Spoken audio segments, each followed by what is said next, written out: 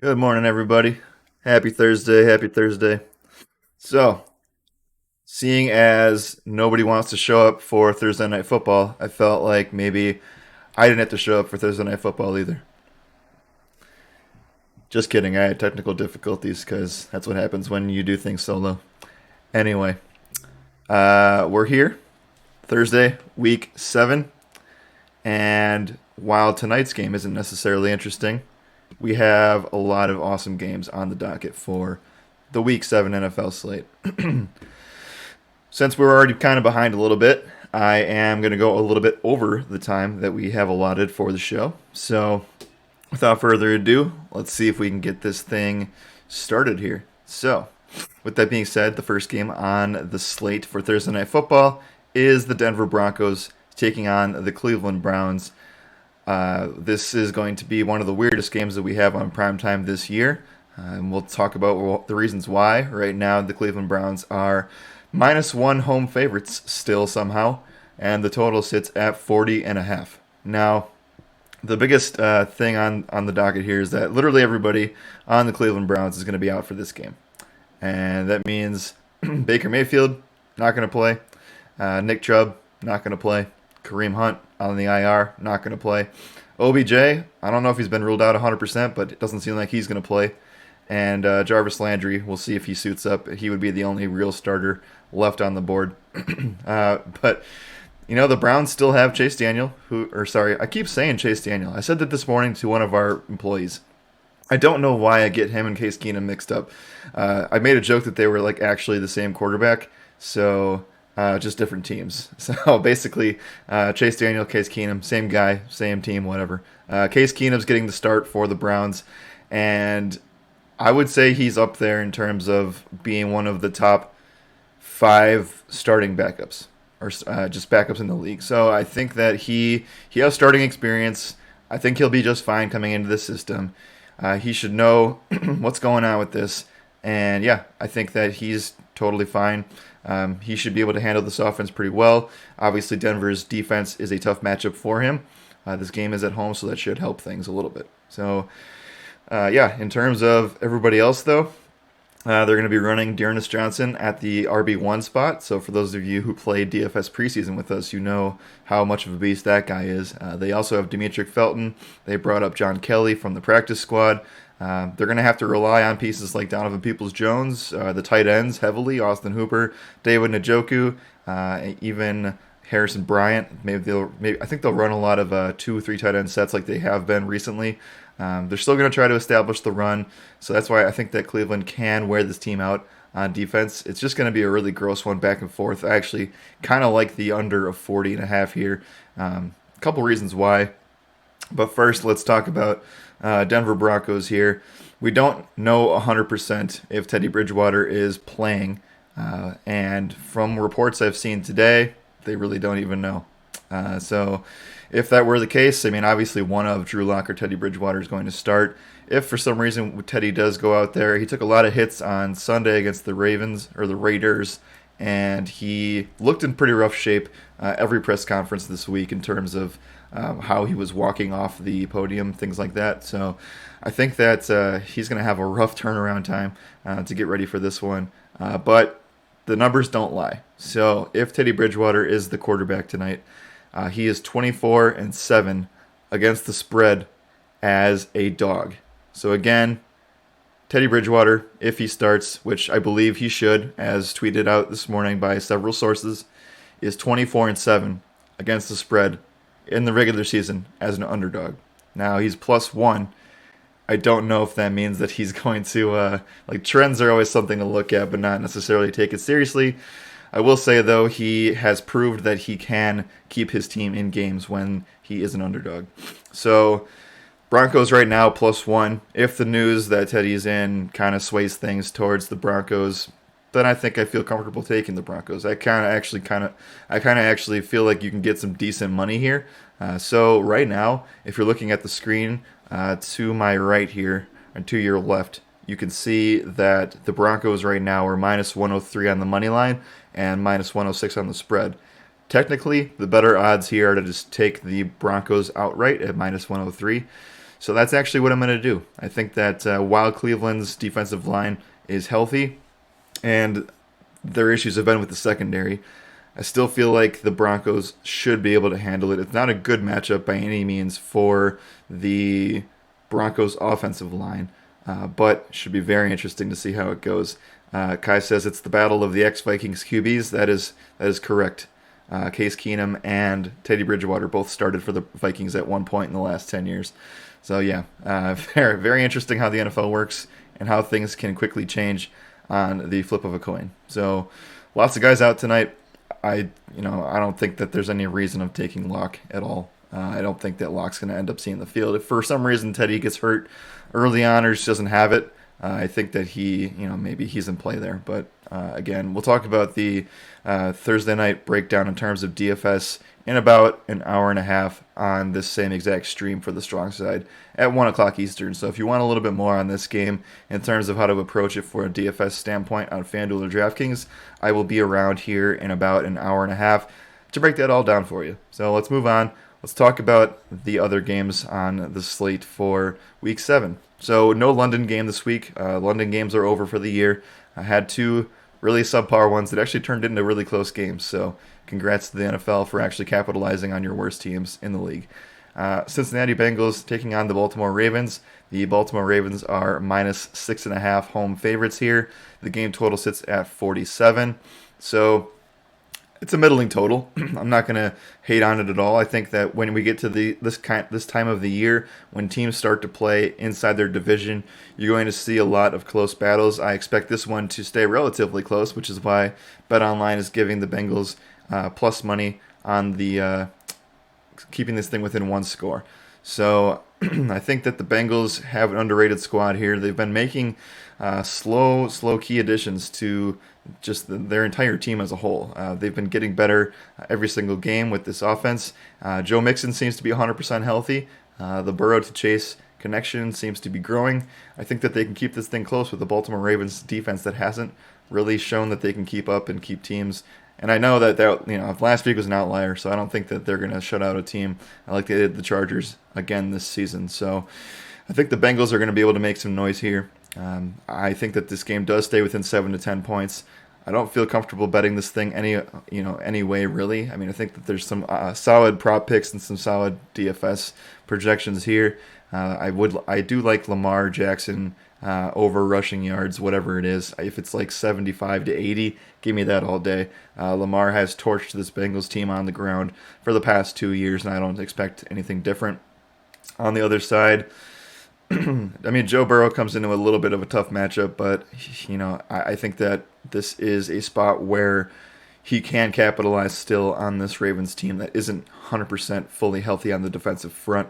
They're still missing a lot of safeties and a lot of corners, and I think that with the speed and the playmaking ability that these wide receivers have, they should be able to catch the Ravens off guard a couple times on their possessions. Also, like I mentioned before, Joe Mixon being healthy is certainly huge for this Bengals team. We have not really seen him unleashed. I mean, last week was good. I would say that's going to be one of his better performances of the season. So as long as that stays consistent and he doesn't just automatically go from awesome game a 2 touchdown, 1 touchdown, 100 plus yards on the ground type of game to this 15 for 60 kind of performance, then the Bengals are going to be okay. So right now, I don't have a strong lean necessarily. So if I had to bet something, though, I think that I would feel comfortable in betting the Bengals plus 6.5. This is not going to be like a normal Ravens-Bengals game we've seen in the last couple of years. I do think that they actually put up a fight this time, and we'll see how it goes because these two teams, believe it or not, are fighting for the AFC North lead. Especially if the Cleveland Browns lose tonight. That would be a huge thing for this division. So next game we have here is the Carolina Panthers taking on the New York Giants. The Carolina Panthers are -3 on the road. The game total sits at 42.5. I feel like the Carolina Panthers are getting a little bit disrespected here. And I don't know, maybe I'm wrong, but the New York Giants just seem to be falling apart at the seams. I understand that they're going to get Daniel Jones for this game, most likely. I don't think that Saquon plays. I don't think Kadarius Toney plays. I don't think that Kenny Golladay plays. So, I don't know if you're going out there with a one-man wrecking crew of Sterling Shepard, and then I don't know. It just doesn't seem like it. I don't understand why the line is where it is because the Carolina Panthers were in a shootout with the Vikings last week. They looked good on offense. Overall, their defense needs a little work. They've kind of been a little bit shaky on the defensive front. As we talked about early in the season, we had yet to see if that Panthers defense was the truth or not. I think that they're kind of more of middle of the road than we thought. So if BetOnline expects this thing to actually be within a field goal, give me the Panthers -3 here. I'm not, I understand Christian McCaffrey can move lines with the best of them, and he's not going to play. But this one just doesn't seem right. This seems like a great spot for DJ Moore to bounce back, for Robbie Anderson, who dropped a bunch of balls the other day, by the way. So if he gets things going, I do think that this offense is able to move the ball. Chuba Hubbard, while he's not Christian McCaffrey, is still a solid running back. I don't know. I think that I'm relying more on the Carolina offense than I am the Giants offense, and for that reason, I'm taking Carolina -3, even if that -107 holds. I think that also you could wait until the -2.5 comes for the Panthers, if it comes, and feel pretty comfortable about that too. Okay, let's go ahead. Let's talk about the Washington football team taking on the Green Bay Packers. Right now, the Green Bay Packers are -7.5 home favorites here. The game total sits at 49. Pretty high total for what I expect to. I just wasn't expecting this one to be that high. Maybe it's because Washington just didn't impress me last week. But I don't know. Maybe they can come back here. The Packers. I will say the Packers defense right now is as injured as it has ever been. So with that being said, will they be healthy enough to stop guys like Terry McLaurin or Ricky Seals-Jones, Antonio Gibson? There's just a lot of question marks on both sides of the ball here. So that's kind of why I'm staying away right now. I don't have a clear lean on any of this. Maybe if you want to chase the over 49, I feel like that could get up to 50 to 50.5. And I don't know. I just feel like the Packers, while I believe in them being a touchdown favorite, there's a lot of question marks on the Packers' defensive side of the ball, missing 7 starters at this point. And then now they have the Washington football team, who, again, will have a better idea of what happens with this in the next 24 hours. But yesterday they had DNPs from Antonio Gibson, Curtis Samuel, Ricky Seals-Jones, Terry McLaurin. Like, all these guys are just missing. And I know it's Wednesday, so it was too early to tell. But there's a really good chance that they have 5 skill players out once again. So keep an eye on that. Maybe Jared Patterson factors into this thing if Antonio Gibson misses any time. I don't know. It kind of feels like Washington is able to keep things relatively close within 2 scores. But for me, if you want, I think the Packers have the ability to put up 30 points in this game. And Washington can probably get to 20. So if you want to hit the over 49, go for it. But we just don't have enough information right now to make a final call on this. Scrib, thank you, sir. Please advise. Yeah, thank you. Appreciate it, man. Gibson breakout week? Maybe. The Packers defense, the run defense has been a little bit more steady this year than in years past. So I'm a little bit hesitant to say that he's going to have a breakout game, especially when he's dealing with that chronic shin injury and now another injury to his leg. So we'll see what happens with Gibson. Kenny Clark being shaky for the Packers is certainly something that's scary. I will say, and he's not going to play this weekend, but the Packers did sign Whitney Mercilus from the Houston Texans. So that should be a little bit of edge help, and they need that for sure because Zadarius Smith's out for the remainder of the season. We'll have to see what happens with this Packers defense, but right now it's too early to tell what's going to happen for both sides of the ball. So let's move on. Let's talk about a game that is probably it's the fireworks show of Week 7. It's probably the highest over-under that we've seen the entire season. Correct me if I'm wrong, chat, but I don't think we've seen a game total that's at 57 in the on the Sunday card that's on the main slate. So Kansas City Chiefs -5.5 road favorites here against Tennessee Titans. Tennessee Titans upset the Bills earlier this week, so it's kind of a revolving circle of teams that have beaten each other. Chiefs lost to the Bills. Titans beat the Bills. Now let's see what happens with this game between these two teams. There's always fireworks whenever these two teams play, and it's not going to stop this year because the Chiefs' defense is horrific, and the Titans have Derrick Henry. They also have an A.J. Brown who came over an injury as well as food poisoning and really came into the clutch for this team in the second half to beat the Buffalo Bills when needed. So it seems like the Titans' confidence is growing in this offense when these star players are back. I know Julio Jones kind of re-aggravated his hamstring injury, so we'll have to monitor that situation. But it does seem like Vrabel is confident in Tannehill throwing to A.J. Brown when it matters most. We saw that about 5 times in the second half, especially in the fourth quarter of that game on Monday. So I'm not worried about the short week for the Titans. I am worried, however, about the ability for Tyrek Hill to kind of stay on the field here. So last week, if you look at the box score, you probably thought, hey, Tyrek Hill is healthy, he's going to be fine for this spot. And I wish that was the case, but he only he ran routes on less than 60% of Mahomes' dropbacks. The promising thing here is that he was able to actually get targeted on the plays that he was out there running routes on.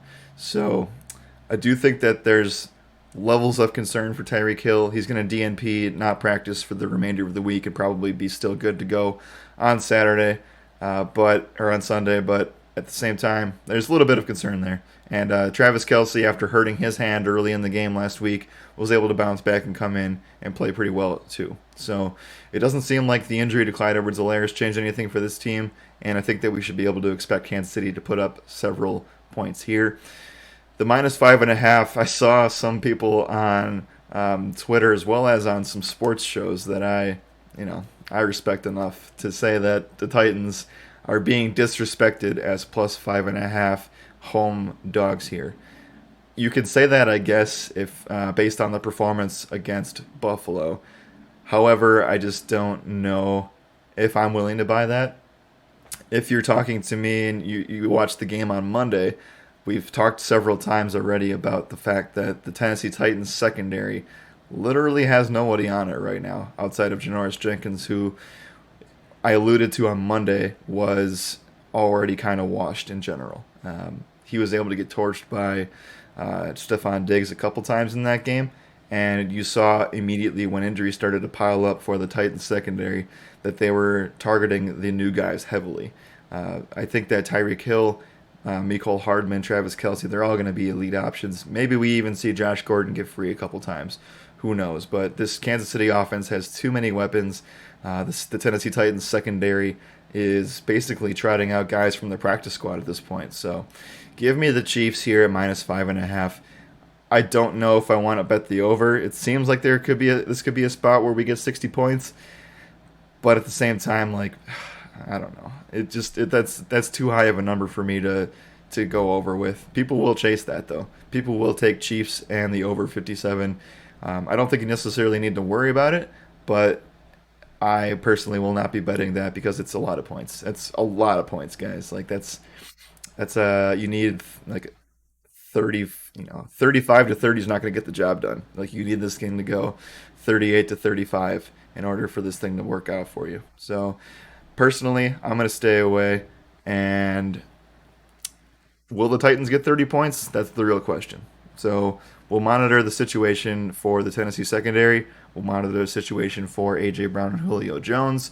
And finally, we'll monitor the situation for Tyreek Hill. The one thing I do feel comfortable taking is -5.5 for the Kansas City Chiefs at this point. Okay. The Atlanta Falcons taking on the Miami Dolphins. Right now, the Falcons are -2.5 road favorites here. A lot of road favorites so far in this card. 47.5 is the total.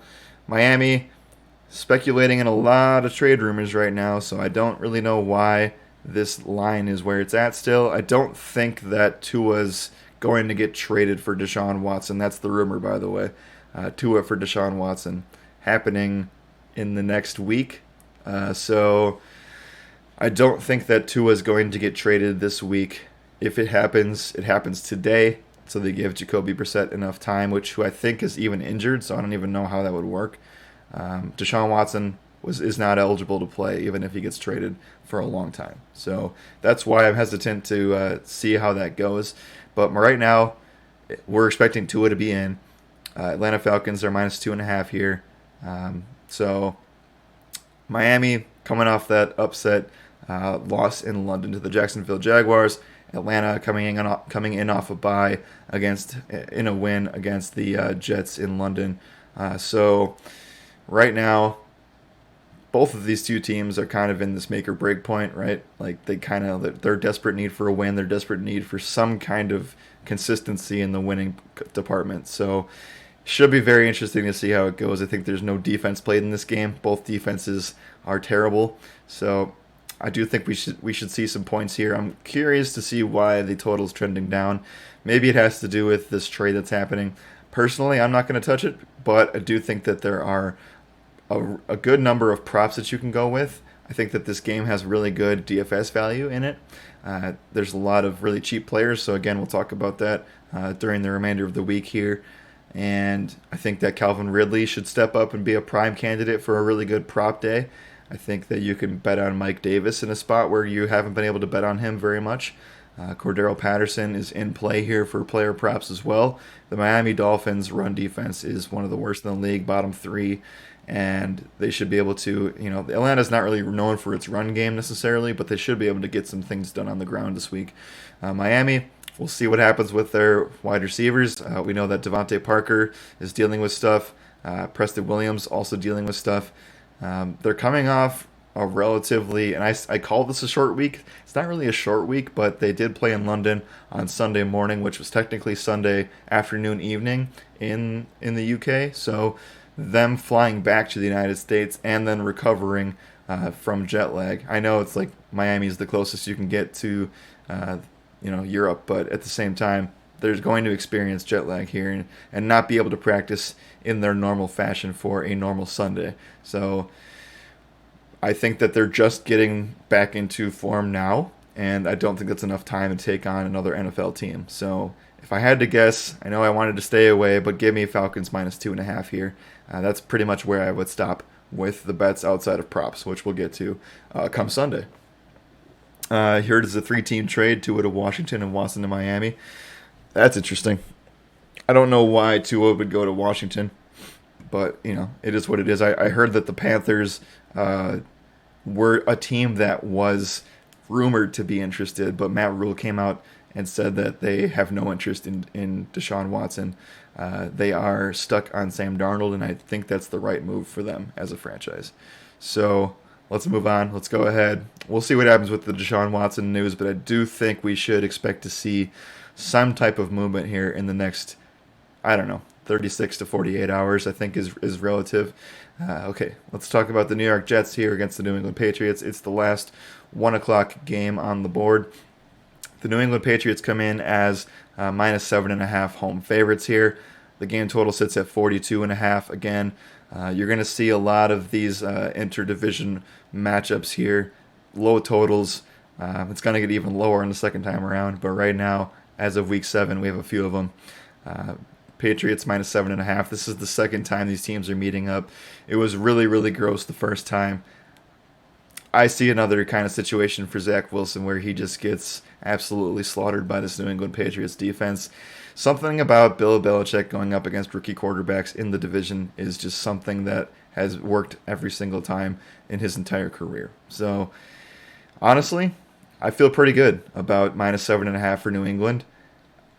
And what I would suggest, though, is I would suggest teasing the New England Patriots down a little bit. Or if you want to wait and play the waiting game, wait until New England gets to -7. And I think that you can get pretty good odds on that.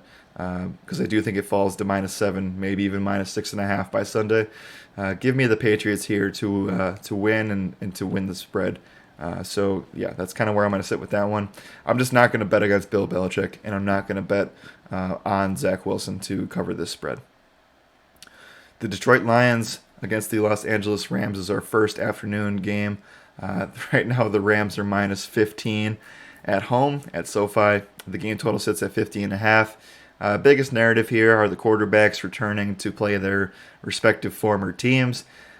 The Rams will be, obviously hosting Jared Goff, and for a defense that was already really good, possibly top 1 in the country right now, I do think that the Rams are going to give Jared Goff nightmares for weeks to come. We already saw that he was being called out and needing to step up. I don't think he's going to necessarily step up in this spot. 15 is a lot of points, so no, I can't even say that. I mean, it's a lot of points, but we just saw this Rams team destroy the New York Giants. And I know the New York Giants are down bad, but I think the Lions are actually down worse. So give me LA. 15 is fine. If you want to tease that to like 12 or 11, I'd feel way more comfortable about that. This is going to be a spot where I think the Rams put up 35 plus points. And there's a real concern that the Detroit Lions don't put up more than 14 here. I really think that this is a spot where you could count on the Rams to just continue to pound the rock. We saw them do that with Darrell Henderson last week. Cooper Kupp still scored 2 touchdowns in a blowout game. So they're going to, the offense is going to do its thing. And I think Matthew Stafford is going to really want this win against his former team. So again, Jared Goff not getting the job done. They're already down several receivers. They have to rely on a banged-up T.J. Hawkinson and DeAndre Swift out of the backfield as the check-down king. So that's just not going to work against the LA Rams, and I don't see this one staying close outside of the first quarter.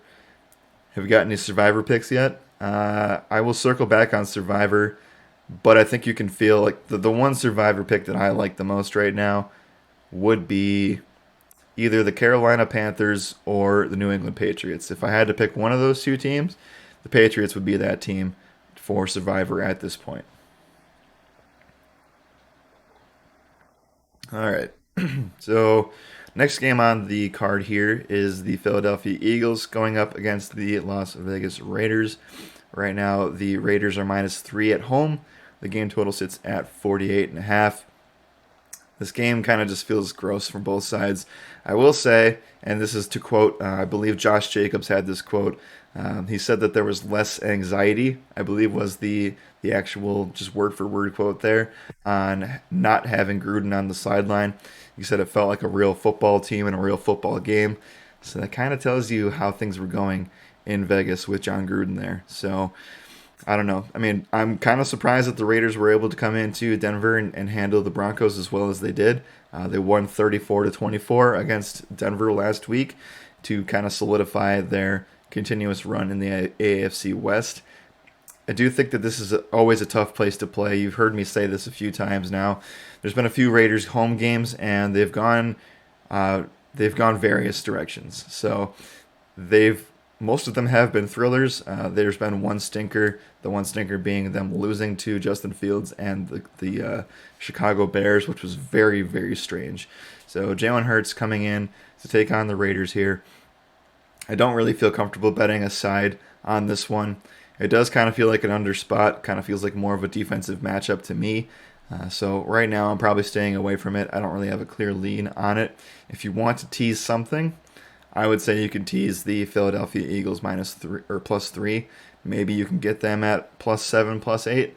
And I do think this game stays within one score. So, but at the end of the day, right now, with what BetOnline is giving us, I just don't feel comfortable with anything that they're presenting at this moment. So we'll go ahead. I know we're cruising along here. I'm trying to fit this thing in before noon Eastern time. So I apologize for going live a little bit late, but we're going to fly through the rest of these. And maybe we'll even hit some player props if we get to the last game and we still have some time to talk about things.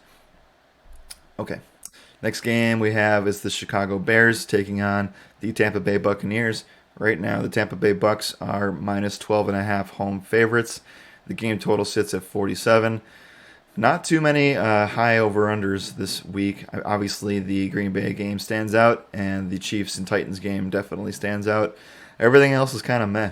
So right now, I don't have much faith in the Chicago Bears being able to keep up with the Tampa Bay Bucs. I know that 12.5 points is a lot. I also know that when these two teams played in Chicago last year on primetime, the Bears were actually able to beat the Bucs. I do not see this as the same situation at all. Different starting QB for Chicago. Tampa Bay looks better than ever. So for me, I actually feel comfortable laying -12.5 here for the Bucs. They've been steamrolling their opponents, and we've seen that they're just not going to let up on offense. So The last time we saw them again was in prime time. So, I mean, I don't know. The Tampa Bay Bucks, they're just going to do their thing. And the only way that Chicago can keep up is in the passing game. But the passing game just has not impressed. Now, we have yet to see if Damian Williams is going to get cleared for this one. But no matter who runs the ball, whether it be Williams, whether it be Khalil Herbert, whether it be Justin Fields, they're just not going to get anywhere on the ground. We don't target running backs against Tampa. We don't target running games or running offenses against Tampa.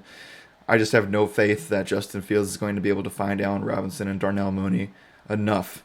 He'll find them a couple times because I do think Tampa Bay's secondary is that bad now with Richard Sherman being on the IR long term.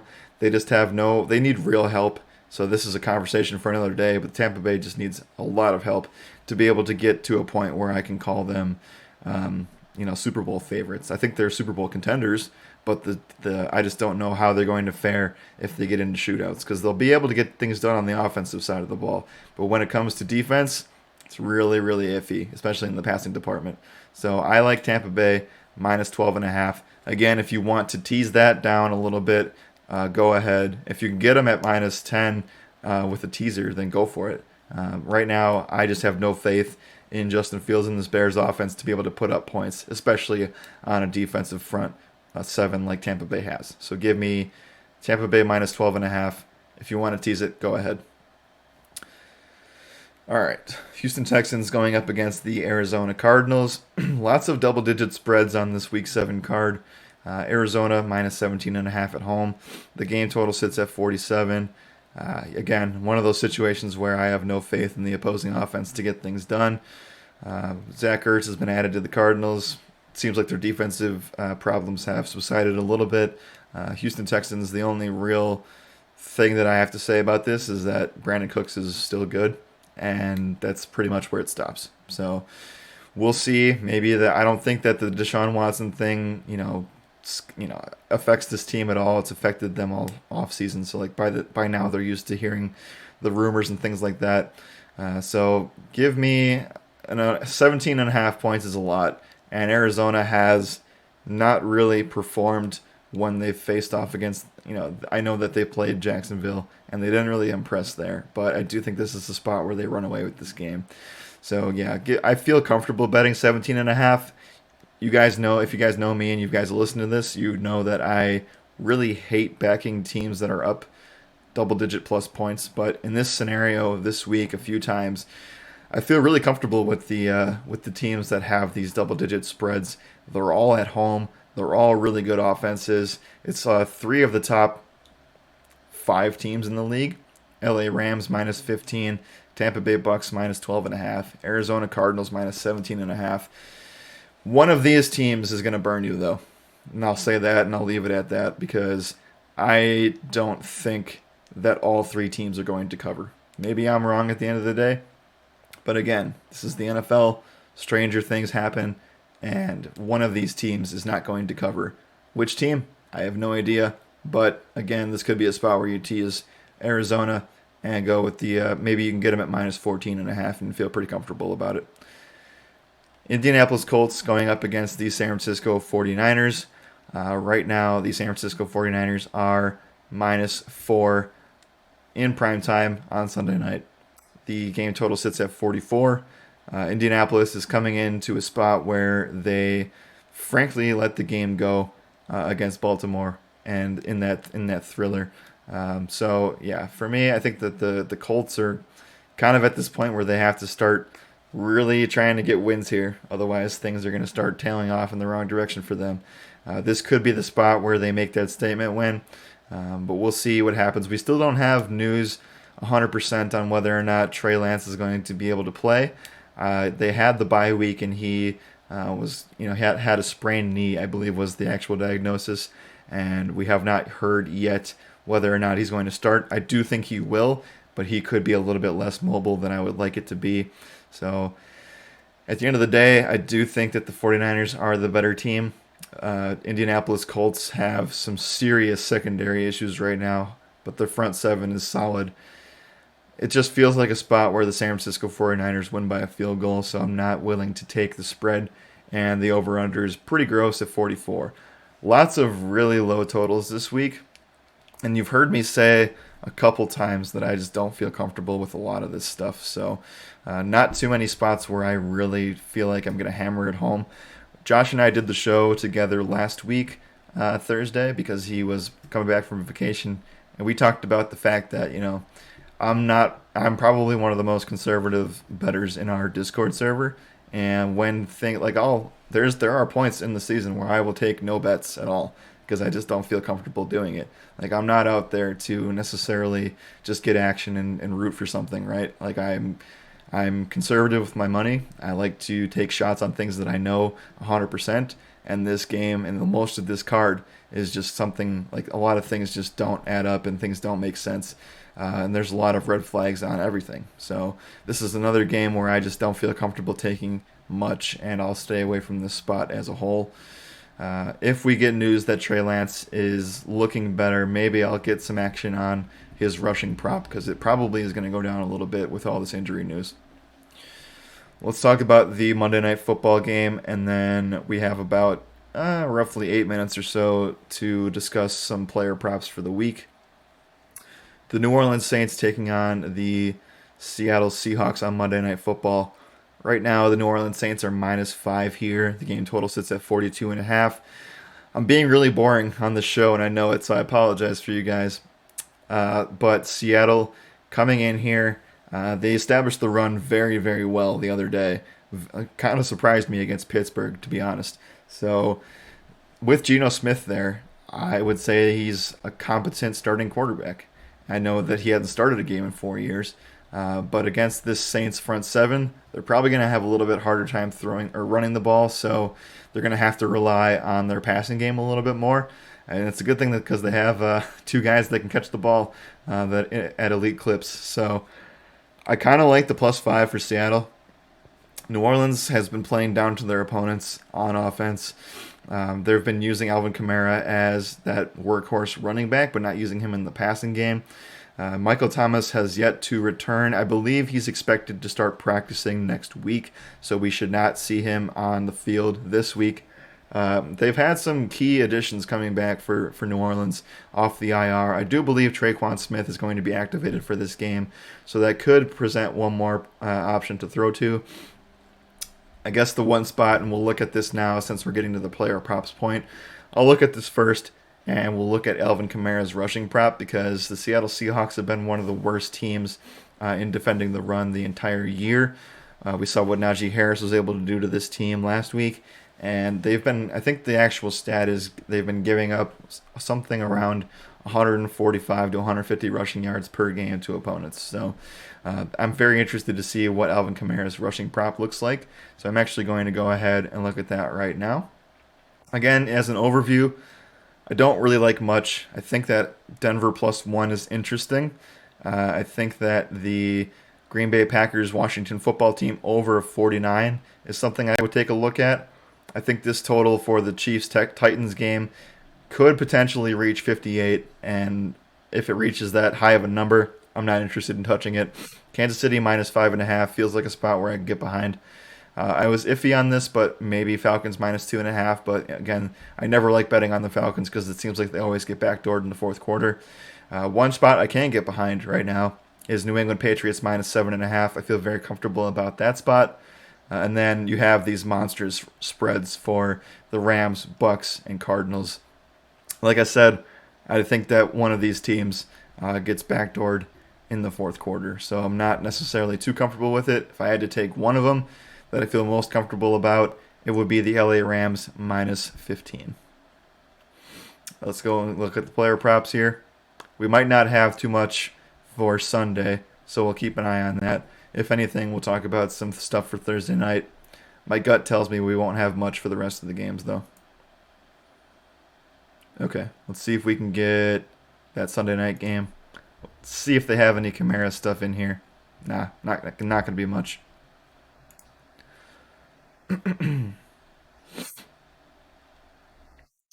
I will say that the first score of the game, touchdown prop, feels pretty good for this New Orleans Saints Seattle Seahawks game. And then there's not going to be too many player props right now because they don't really want to get themselves into a bad line.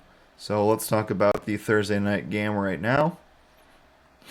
Let's see if there's anything we like here. Again, if you're interested in learning more about the player props section or a breakdown of the Thursday night football game from a DFS perspective, we'll be covering FanDuel and DraftKings construction in about an hour on this stream. So make sure you tune in and give us a follow so that you know when we go live.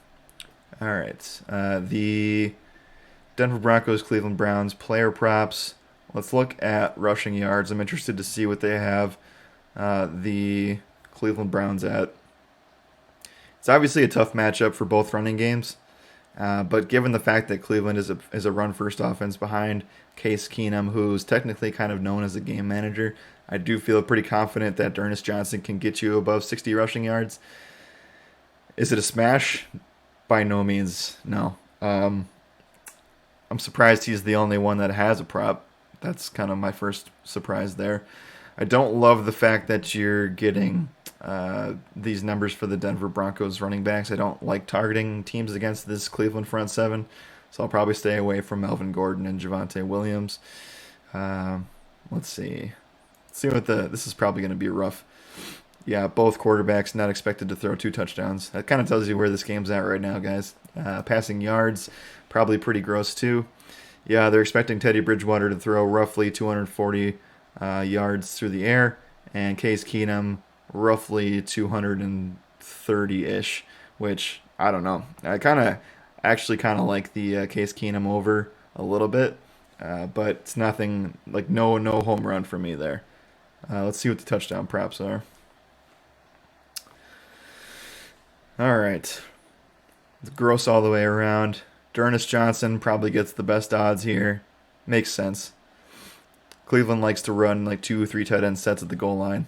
Demetric Felton, their RB2, also kind of like a flex wide receiver type of play, is also decent odds to score touchdowns. Kind of surprised that the tight ends for Cleveland aren't higher than they should, like higher than they actually are. Njoku plus 350. Austin Hooper plus 350. They don't have a Harrison Bryant prop, which is interesting. OBJ is off the board, so kind of tells you where this game's at.